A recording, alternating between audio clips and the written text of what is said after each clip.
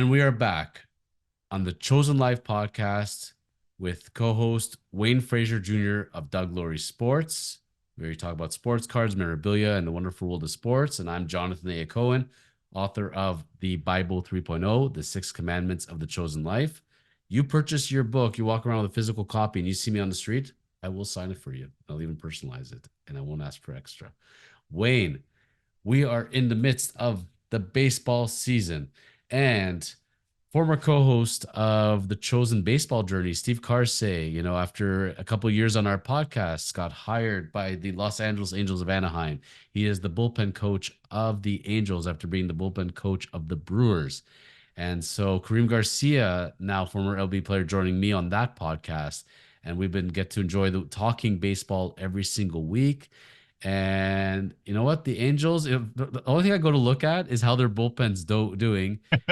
And you know what, Steve, if you think about it, Steve had the NL's top reliever for 3 seasons in a row in Milwaukee between Devin Williams and Josh Hader. And so Steve Carsey comes there. Their bullpen's operating pretty well. Trout's being revitalized. Imagine you're Steve Carsey's son, Kingston Carsey, and your dad comes to you and says, "I think," and you're going to be soon of high school age. I'm thinking about taking a job with the Angels. You want to come with me on the field and meet Mike Trout? Yes, please. I know Yeah, it's They miss Otani a little bit, but it's a pretty different world out there. And Steve, when the Angels are rolling into Toronto around August, so hopefully I'll get to see him then. And it's been an interesting season so far, but let's focus today on Toronto, specifically the Blue Jays. Wayne, a very lackluster offseason to say the least. You thought that Otani's coming, Otani's on the plane. There was all I had a very credible source call me the night before. I even contacted a media member telling him I have a really good source on this one. Otani is coming to Toronto. The same similar kind of source who told me once upon a time that Aroldis Chapman was going to sign with the Blue Jays instead of the Cincinnati Reds. I'm 0 for 2 on those sources. But instead of Otani, they went off and replaced Brandon Belt with Justin Turner. They let Matt Chapman walk, and they signed him with Isaiah Kiner Falafel and Filet Falafel, whatever, Filet of Fish. And might as well sign the Filet of Fish at this point. And looking at the season right now, the same thing I'm gonna say when I started off the preseason, Wayne. We need more hitting. We need more thump into this lineup. Having a bunch of number 8 hitters hitting in your lineup, it's not gonna cut it. And with Manoah, who knows what the heck's gonna happen with him? I'm not loving this team right now. I think if you are going to look at the team as it's composed, 10-8 in the division they're in at this point is actually kind of surprising to me. As at the time of taping, of course. Yeah, 10 at the time that we're taping, but they like the first couple of series, they looked atrocious. Like it was so bad. Um, at the time that we're taping, the hitting is starting to come around a little bit. And it's the guys that nobody cares about who are actually really kind of carrying the team. I mean, Ernie Clement, great. He's been really good. Falefa's, hitting a 250, 260, but he's an excellent defender. Kevin Biggio has been hitting the ball really well. The issue comes with at the point that we're at right now, we're in the same boat that we were last year. Varsho's not hitting, Kirk's not hitting, Guerrero's not hitting. Bichette is hitting for, he's hitting doubles and stuff like that, but he's not on base consistently. He can't take a walk for the life of him. No, He no. does not. Patience is not in his Yeah. repertoire at I all. have to I have to say one of the things that I have enjoyed about this season so much is I was very happy that Daniel Vogelbach made the team. I think he's gone when Votto comes up, and that may have happened already by the time. But talk about a walk machine. Like the guy at the time we're taping this, he's only had 12 at bats, and he's only got a couple of hits, but he's walked 5 times already, right? He's Well, got a 412 OBP. Now, he can't go anywhere when you get him on the base pass, unfortunately, but I just really enjoy the guy, and you can tell he's really engaged in the games in the dugout. Everybody's talking to him all the time, right? Seems really willing. And I've heard that Vogelbach's pretty good at reading pitchers and with information, right? So I love that kind of guy, but Votto will be that guy when he comes up. Vogelbach and Justin Turner in your clubhouse. I love Turner. Mm-hmm. He's got the pedigree in the playoffs. I think he was a great signing. He could be your backup third baseman, first baseman, whatever, mostly DH. But I loved it. I think those parts have all gone well. The guy who was under the radar that I really liked the signing was Guerriel Rodriguez, the Cuban guy who was pitching off in Asia, and he pitched quite well in AAA. Came up in his first major league start, pitched quite well. I got to watch it. He was running out of gas there around the fifth. But you know what? Nice arm. I've always loved those Cuban pitchers. They pitch from different slots, and um, for the amount you paid him, I thought it was just great. Bassett, oh, love the signing from day one. Very steady guy as your number two, number three. You can write him down for 15 wins. Just a guy, he's like a Jack Moore style. He just knows how to win, Right. and just a solid competitor. Kikuchi really coming to his own. Great if he's your number four, sure. Barrios, young guy, given a couple of seasons to really get acclimated. He's done really well. Manoah, I'm writing him off right now. Not even thinking about him. He doesn't exist for me. He's on the island of irrelevancy right now. Not happening.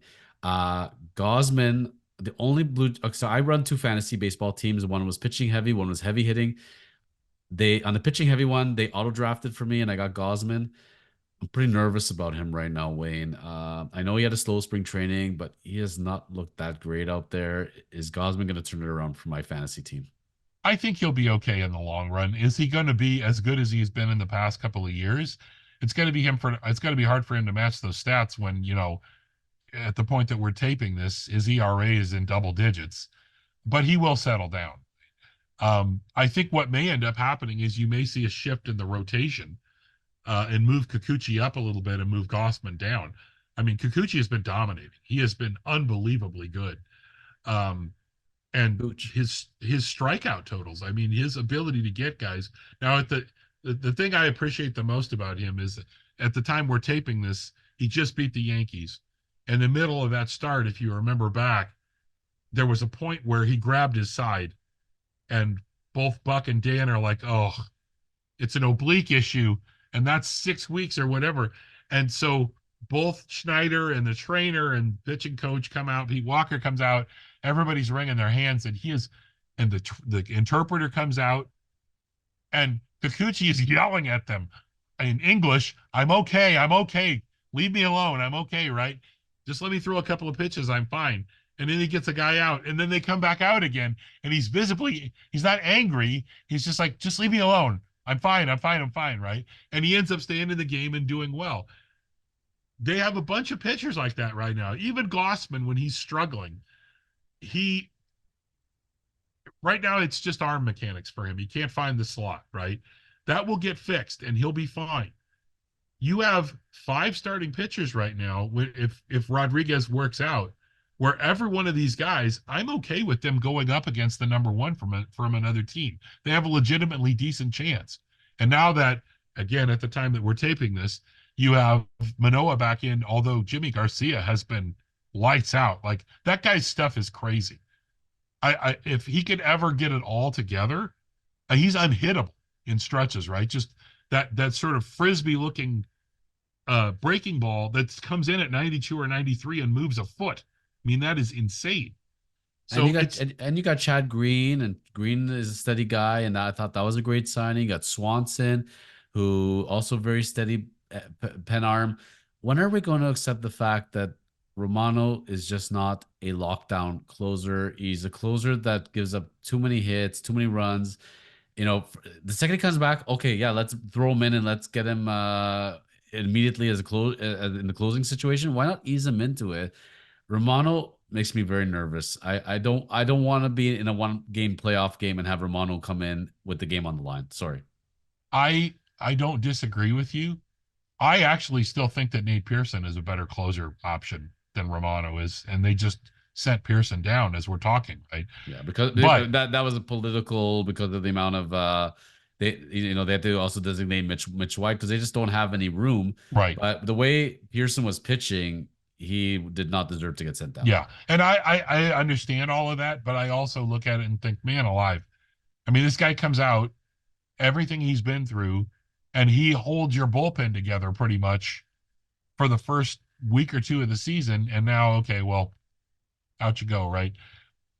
Maybe somebody on the bench should have been sent down as opposed to another pitcher, right? Maybe, but I agree with you about Romano. He has amazing stuff too, but I just look at him. He has the same problem that Garcia has. Romano for, 2 or 3 games will be unbelievable, right? And then he'll have a game where you think, why is this guy on a major league roster? Because he can't find, he's either not finding the strike zone at all, or it's right down the middle. He throws a fastball and there's no movement to it, right? So I don't disagree with you. I really think that if you were going to pick a closer out of what they've got right now, it's Jimmy Garcia. You have to run with him. And if it's not Jimmy Garcia, it's Pearson, and you put Romano in as your 8th inning guy and kind of see what happens, right?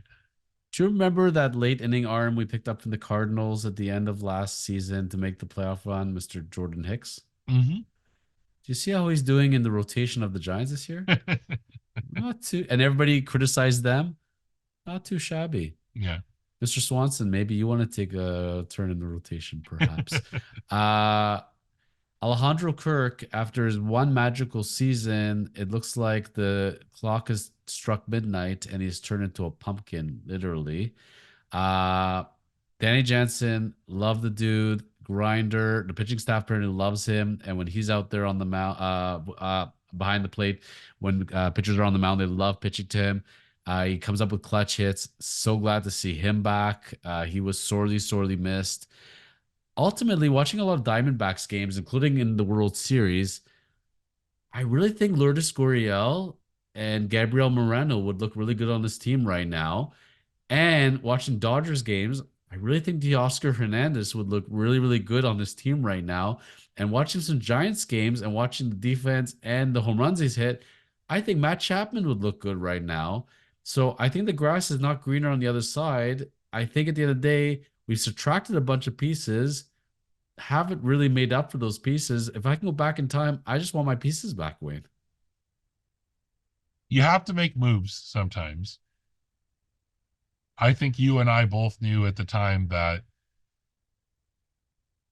trading Moreno instead of trying to find a way to move Kirk was the wrong move. I still I'm a Varsho stan. You know what?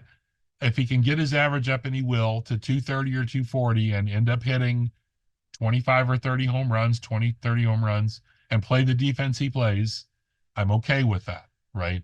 But to have given up Guerriel and Moreno to get him in that deal, I think Guerriel was done here. I think they were finished with him. He had 1 year left and that.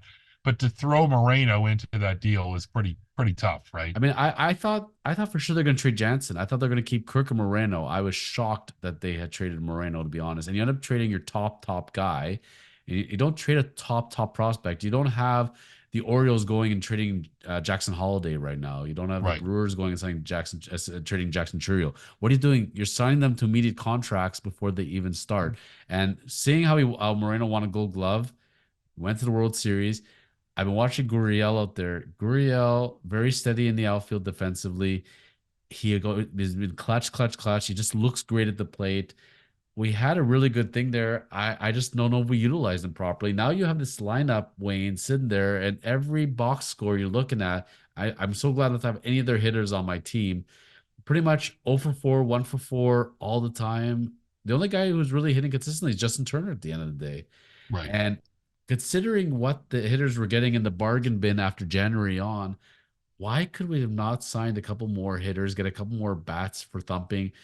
I agree we need to make changes if we're going to make changes, but if you're going to subtract like you did, where's the replacement for Teoscar? Where's the replacement for Gurriel? They're not there. No, I agree with you. Um, there was a lot of talk in the off season from the front office about how we just expect the players that we have on the roster to be better this year. We expect them to do more. Well, I think we know who Kirk is now. I think we know who Guerrero is now. Now, is Guerrero going to be like, is he going to hit 200 all year? No. But is he a guy that you want to basically sort of base your franchise around and pay a huge amount of money to? No, I don't think so, right? Is Bichette that guy? No, I don't think so. I think the core of this team is actually pretty rotten, unfortunately. I just think that they moved out the wrong guys, right? They kind of said, boy, it's going to be Bichette and Guerrero, and they're going to be the number 2 and 3 hitters or 3 and 4 hitters. And it's those guys, those guys, those guys. And it's not those guys. And it's What really a damn shame because you've got the pitching in house now where if this team just hits in the middle of the pack, they're going to be pretty damn good. And I'm not saying that, you know, the sort of scary thing is that as bad as this team has been at the plate, with the exception of Clement and even David Schneider is not going yet, and that kind of stuff. As bad as they've been at the plate, for them to be 10-8 in the East is at the point that we're taping this is pretty impressive. They're for playing, now, for yeah, for now, now, right? and you just got back Swanson and Romano. Like they have one of the best pens in baseball if they're all going well. You have a great steady rotation. I agree with you, and I think Rodriguez is going to do very well for them. I think in the offseason when there was chatter that Pete Alonso is a free agent at the end of this season, and there was talk about moving Guerrero for Alonso, I would have done that in a freaking heartbeat. I'll Yeah, take the 1 year of Alonso and take my chances. For the simple matter is, if you're not going to lock up Vladdy, he's gone. And the kind of money Vladdy wants, I don't want to lock him up at. That's the right. bottom line with that. And if you put Alonso in this lineup, all of a sudden is your core. I think Bichette's better. Everybody's better around him. And the problem is you have too many number 8 hitters that are hitting too high up in the lineup. Think about this. Teoscar Hernandez signed, I believe, a 1 year deal with the Dodgers. When your top 3 hitters, you have Mookie Betts, you have Shohei Ohtani, and you have Freddie Freeman, and you're hitting fourth in that lineup, or you have Will Smith, one of the best hitting catchers in baseball, hitting around 400, and you're batting fifth in that lineup. Teoscar, I picked him up 1 week into the waiver wire on my pitching heavy team, and he's now a staple in my lineup. When the best hitting team in baseball pretty much is taking this hitter, it goes maybe that there was talk the Jays were going to pursue him, maybe give him a 2 year deal, 3 year deal. I think I'll swallow the strikeouts now and I'll take the 260, 270 average and I'll take the 25, 30 home runs, but also the energy he brings in and everybody's loving him. Like you don't get a lot of Teoscars anymore. So I'm kind of stumped here at the end of the day. I think that they just made the bad calculations. You know, they look at the Leafs and you think about their top core was scoring, but they don't want to have defense and goaltending. Well, here we got the goaltending and the defense because we got the pitching and we got the defense, but we don't have the hitting. And if you're going to win championships, you got to have a better, well rounded team at the end of the day. So the only way I'm going to solve this team, Wayne, if they didn't sign Otani and there's still money to be paid out, trade deadline, grab whatever major bats once the teams are out of contention. But Wayne, it may be too late at that point. The Orioles, the Orioles triple A team is hitting better than the Blue Jays right now. I would take the Orioles triple A team right now over the Blue Jays from a hitting perspective. Orioles beyond stacked. Radish coming back. Okay, they thought he was done for the year. He's pitching really well in rehab. He's probably coming back. And you have Corbin Burns. The Orioles are a freaking nightmare. Then you got the Rays who always find a way to pitch, always a way to hit. The Yankees came alive with Soto. They've been one of the top teams in baseball. They ain't going away. Red Sox got revitalized. Their pitching coach said, "Oh, we're not going to throw max effort every single time out there. We're going to not rely on fastballs. We're going to throw more off speed stuff." And he's turning all these pitchers into Cy Young candidates. My point is, in this East, I don't even see how the Jays are going to finish even third in this division. It's that bad. Your only hope is the second wild card. Like you're talking about tough divisions in baseball. Yeah. The AL East is still where it's at. Yeah, I mean, that's the real problem is that you clearly have the Yankees. I'd say clearly Baltimore is to me the best team in the division. If not all of baseball. Yeah, maybe so. And I think that I think the Yankees are solid. Are they going to be this good the entire year? I don't think they're that great, but they can certainly hit their way out of any problems they have, right? Um, and the Rays have a very solid, capable lineup. The only thing I can say is that if you're Toronto, you just hope that over the course of the next three, 2 or 3 months, essentially what this team has come down to is, and I would normally say I'm a proponent of this, pitching and defense wins championships, right? That's true. But for pitching and defense to win championships, you have to have guys who are going to hit at least 240 or 250, and you've got to have a couple of big boppers that are going to move guys around, right? And right now, you have Justin Turner, who is moving guys around when there are guys on base, and you have Guerrero, who is not at all, right? And those are your only two guys. You really need, you know, I know Bichette hits doubles and stuff like that, but he's not hitting right now. And even if he is hitting doubles or hitting home runs, you've got six other guys who are not getting on, right? And take a look at the Rangers. Look at the Rangers, how stacked they are in their lineup from 1 to 9. You have Evan Carter, you have Wyatt Langford. These guys are hitting third and fourth in that lineup, okay? And these are recent draftees. And guess what? Oh, we need a pitcher. Okay, let's bring in Jack Leiter, who was a top prospect, a high draft pick. Oh, and we're gonna get Scherzer back at some point. We're gonna get DeGrom back at some point. Then you got the Rays. Oh, we got three of our starting pitchers coming back at some point after the All Star break, who are all top starters. We don't have these guys on long-term reserve that are coming back. We don't have these really, really top prospects. The Orioles, I was talking about the hitting of the Orioles AAA team. Wayne, at any point, they can plug in someone in the outfield, first base, and they won't miss a beat. These guys are all hitting like 400 with over one OPSs in the minors. We don't have that kind of minor league system here in Right. Toronto. And so this is where, old Mother Hubbard called and there's nothing in the cupboard. And so we don't even have the prospects like Ricky Tiedemann. Ooh, Mm-hmm. whereas every other team has like five Ricky Tiedemans out there. So there's gonna be a lot of growing pains here. And I'm gonna tell you this, man, if the Jays are hope to be in long-term contention, once they blow up this thing and realize it ain't gonna happen, Bichette Guerrero, they're gonna have to tank for a good 5 years. They're gonna have to get a lot of top prospects, picks, and they're gonna have to pick properly. And with baseball, with the salary cap and the rookie cap and everything else, you got to be really smart about it. And whoever is running the Texas drafts, Texas Rangers drafts, I'd hire him to be my GM right now. I don't even know who the guy is. Don't care. You found Carter, you found Langford, and 1 year less of college, and you're hitting cleanup and they're with OBPs of 400. Sign me up. Mm-hmm. I Yeah. don't disagree with you, and I think that you said the magic word there. I think there's a real good chance that they're going to have to blow this roster up. And what does that consist of? It consists of moving out Guerrero. It probably consists of moving out Bichette and letting go of all your older outfielders, Springer, Kiermaier, a bunch of those guys. And yeah, you're probably going to be terrible for at least 2 or 3 years unless you go out and just spend like crazy for guys on 1 or 2 year deals. Um, yeah, I'm happy where they are as we're talking about this because I think their pitching has gotten them to where they are.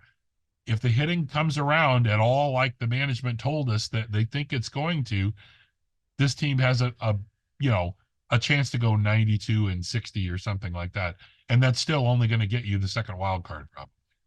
If some butts were candies and nuts. As we Yep. end today's episode, I'll tell you when I sum it up and I think about this is a top problem, and this always starts off with your foundation of who's running the team. And when they let Anthopoulos go, and Anthopoulos worked in the Dodgers as an assistant GM and helped build them up, then went to the Braves, had that core. What did the Braves do? They take all these young players, lock them up to these monster deals. They have a core for a good 5, 6 years easily, winning a World Series, by the way. And we have a GM coming from a skimpy team, the Guardians, and his main mandate was to upgrade the Rogers Center. His main mandate was to upgrade the stadium. That's his forte and make it look really good. And now we got cup holders and we got more variety of food. And they're like, oh crap, we forgot to stock the farm system. Oh crap, we forgot to get a well-rounded team.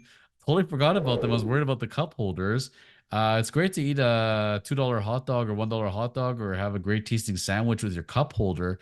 But Wayne, at some point that wears down as well. And most cities you've seen, and ask anybody of any stadium and any field in this day and age, if you're not fielding a winning product, at some point there's gonna be empty butts in the seats, and Mhm. Toronto's not gonna get sellouts for very much longer if they're getting them at all at this point because they got to be doing something. So I'm just really, really worried that they're going to stay status quo and saying everything will turn around. You'll see, hold out hope. And we're going to be sitting here in September.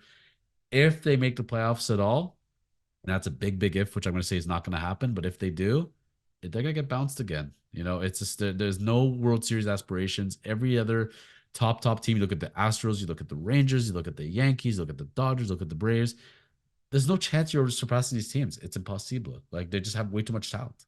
Yeah, I agree with you. That's kind of the main thing is that you look at teams like Baltimore or Tampa Bay or the Rangers or teams like that, and you can fans will put up with a lot if they can look a year or two down the road and think, okay, well, things aren't working out the way that we hope they did this year, but we can bring these guys up and next year, what do the Jays have to look forward to? If Guerrero and Bichette don't pick it up, what's going to happen? Who's coming in to right the ship? The answer is nobody, right? You've got a bunch of bit players, and the two guys who are supposed to be the team's core are not it, and there's no help on the horizon, right? There just isn't, and there's nothing worse than a disenchanted fan base, and it could happen really quickly here, right? Well, Blue Jays fans, I know you're not shy. Share your comments with us here at The Chosen Life. Let us know what you think and you see hope. And did we miss somebody or miss analysis? I mean, look, it's 162 games, Wayne. There's going to be hot streaks. They're going to reel off 8 wins in a row, 10 wins in a row.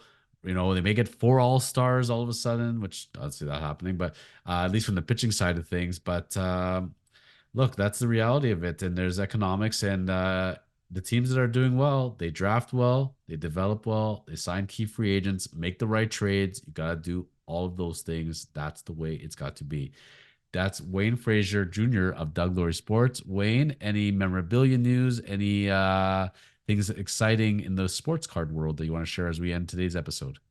Um, I think one of the neatest things is that Upper Deck has put out golf product again this year. But it's a little weird because with all the guys who went to the LIV, you don't have cards for those guys in there, right? But it is nice to be able, and they've done it based on their hockey products. So we have, I don't know if I have one sitting on my desk right here. Oh, here it is, right here. I'll pull this out real quick. This is worth looking at here. Um, they actually did them in the Young Guns format, like they do for hockey. Yeah. So here is, oops, wrong. There we go. There is a Will Zalatorius Young Guns. So that's his rookie card, right? Victor Hovland I have here, and some other guys who I don't know. Billy Horschel, also that's his rookie card. That's how long it's been since they put out hockey or golf cards. But that's pretty cool. They also have an SP game used version coming out where there'll be some swatches and autographs and things like that. So I think it's nice to see other things coming out. The other thing I will say is as we tape this, the new Tim Hortons product came out, and it has some of the professional women's hockey league cards in it, in some of that stuff. So that's cool to see too. There we go. So diverse hockey and sports card trading products happening. So anytime you have a sports card need or a memorabilia item or something you're trying to find, Wayne, if he doesn't got it, he's got the connections to get it for you. So reach over to Wayne Frazer Jr. of Doug Laurie Sports. I'm Jonathan A. Cohen. Make sure to pick up your copy of my book, The Bible 3.0, The Six Commandments of the Chosen Life. And we'll be back next week on the Chosen Life podcast.